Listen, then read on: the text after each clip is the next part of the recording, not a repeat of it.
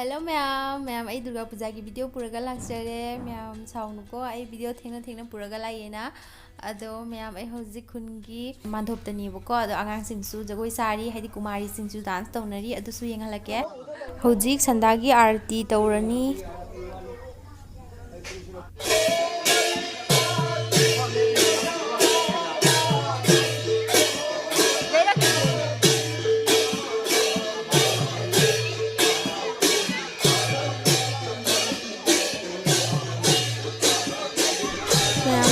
अखोई मुनुबी तौसी जेंगो अखोई नमगी आंगांग दुनी से क्याम चावरे येंगो ममांग देगी वीडियो येंगबा मिसिंदी खंगामनी तौसी जेंगो हुजिक माने आरती तौबदा मासु यावना मखुत कई आई खोतना तौसी येंगो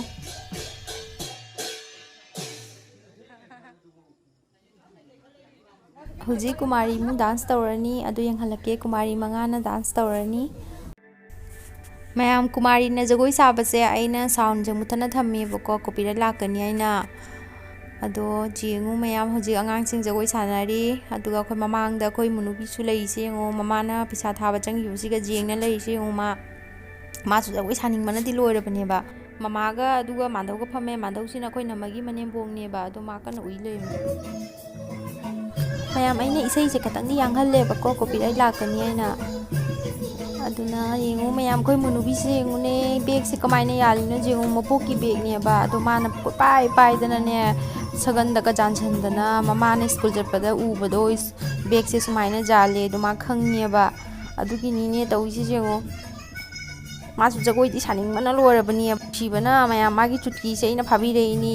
अदो माई फ्लॉग से माई मामचोगा आइगना लेरेइनी माई पूजागी मैम फजब्रा कमेंट हाइबिरमुने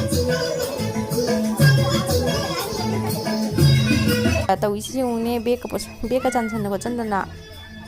तौइसे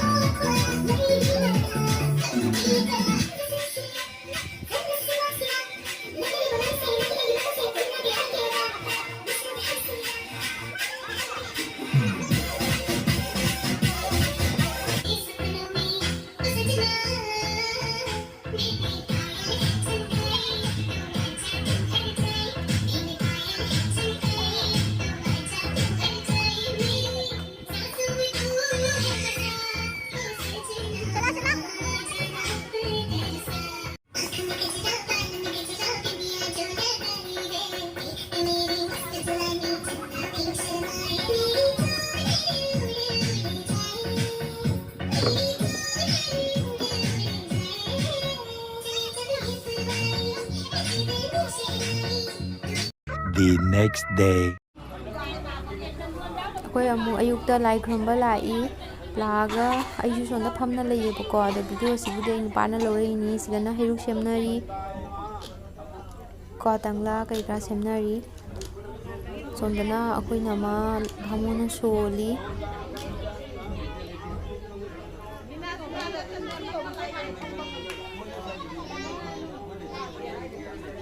ꯁꯣꯝꯗꯅ ꯑꯩꯒ ꯑꯩꯈꯣꯏ ꯁꯅꯥꯅꯨꯒ ꯂꯩꯔꯦ ꯑꯥꯗ ꯐꯝꯃꯒ ꯂꯩꯔꯤꯅꯤ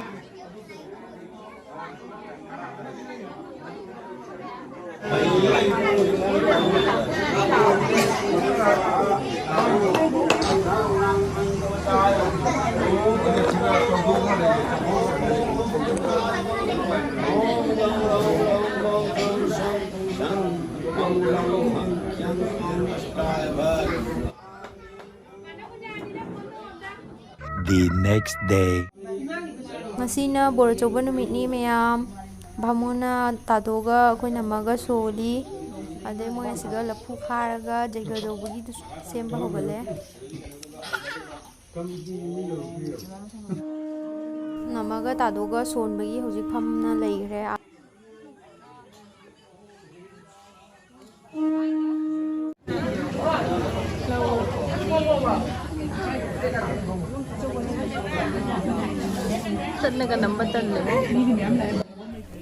ꯁꯤꯅ ꯃꯃꯥꯅ ꯑꯩꯈꯣꯏ ꯃꯨꯅꯨꯕꯤ ꯄꯝꯃꯤ ꯇꯧꯔꯤꯁꯤꯁꯦ ꯑꯃꯨꯛ ꯀꯞꯄꯅ ꯉꯁꯤꯁꯦ ꯃꯥ ꯕꯣꯔ ꯑꯆꯧꯕ ꯅꯨꯃꯤꯠꯁꯦ ꯌꯥꯝ ꯀꯞꯈ꯭ꯔꯦ ꯉꯁꯤꯁꯦ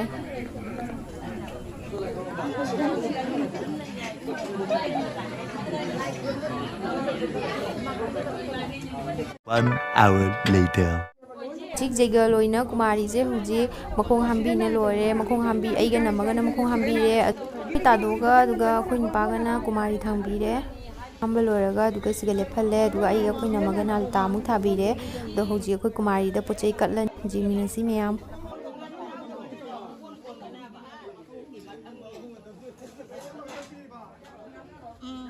ꯑꯩ ꯅꯨꯄꯥꯅ ꯐꯤ ꯃꯇꯦꯛꯁꯦ ꯁꯨꯃꯥꯏꯅ ꯊꯨꯞꯄꯒ ꯁꯥꯡꯅ ꯇꯧꯅ ꯄꯤꯁꯜꯂꯛꯑꯦ ꯑꯗꯨꯒ ꯑꯩꯅ ꯀꯨꯃꯥꯔꯤꯗ ꯌꯥꯟꯕꯤꯔꯅꯤ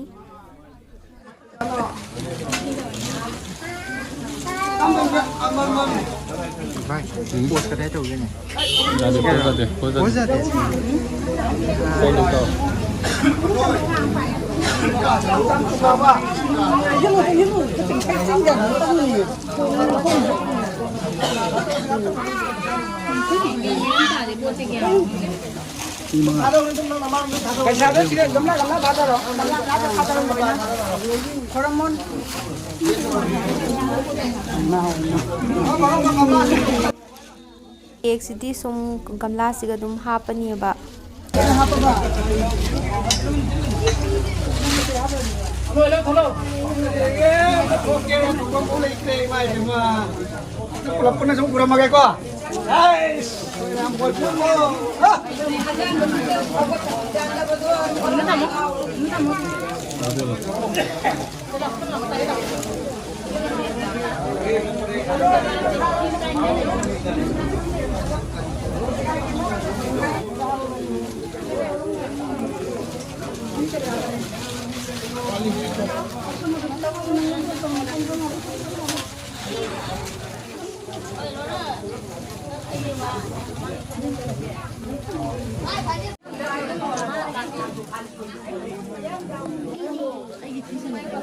ꯍꯧꯖꯤꯛ ꯀꯨꯃꯥꯔꯤꯗ ꯈꯣꯡꯄꯥꯏꯅ ꯈꯨꯔꯝꯃꯒ ꯑꯩ ꯁꯨꯝ ꯊꯣꯛꯂꯛꯑꯅꯤꯕ ꯑꯩꯈꯣꯏꯒꯤ ꯂꯣꯏꯔꯦ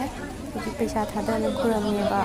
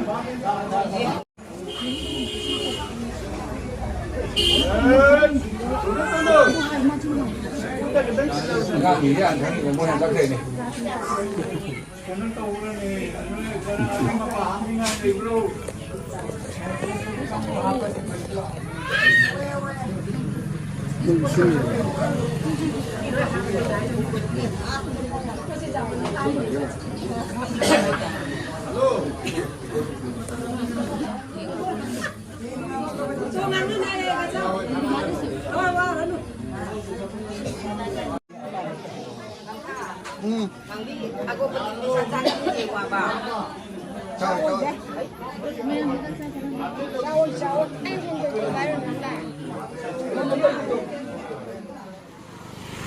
Ma'am, hujik mo sandagi lai khurumba chalini.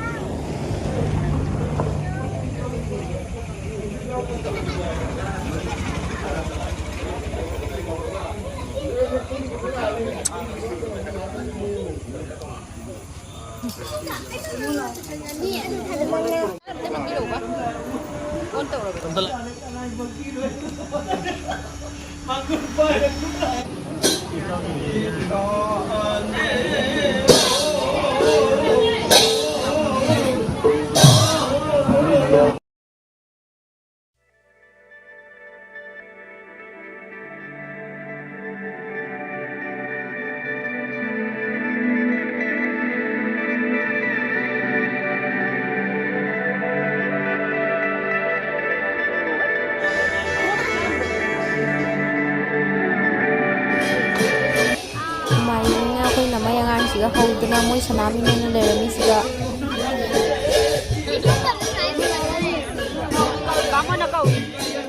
The next day. ai thada ba numit ki ayuk ni ngasi se ado ngasi ina sinangdre lai se hi ini nangdre chali ne ba ko moi bhamuna la ola waina do sam ga chapin cho li dum sam nong su tari ba khanga ba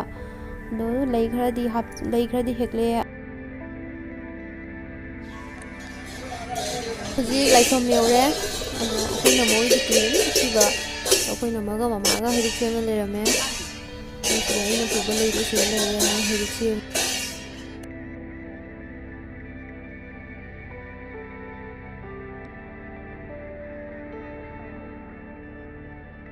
akhoi munubi da hujik cherry se pijari ba ado ma chawai ba yade sigana khoi snanu phammi ai chung hak phom gi ge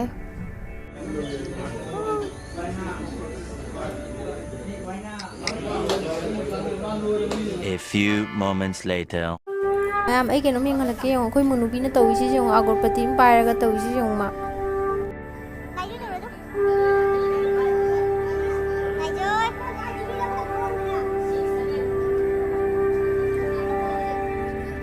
hujikna Lakhipurda akhoi nama se thinba chalini namaga taduga se akhoi nama sidi nahan lai kumak tringagi lai neba leiba ado ngasi lai thadaba numitta chathoba phaye na hai ningona puja nga hakoiraga halaktuini ba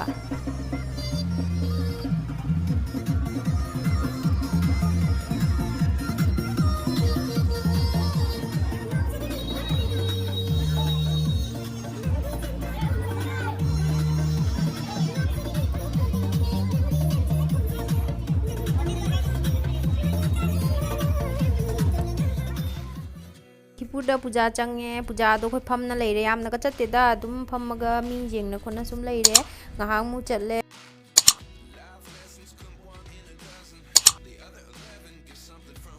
Hours later. mayam hoji khoi pung mapan tare aduna khoi yum da hanna bagi khoi tawre ba ko ado mayam hoji yum da hallani Durga Puja ki video se matang swai si lo sinjarage ko mayam next video da mu unar si ai yum da thungba khotpa mata video kaphautre ba ko adu video charabani ado mayam bye bye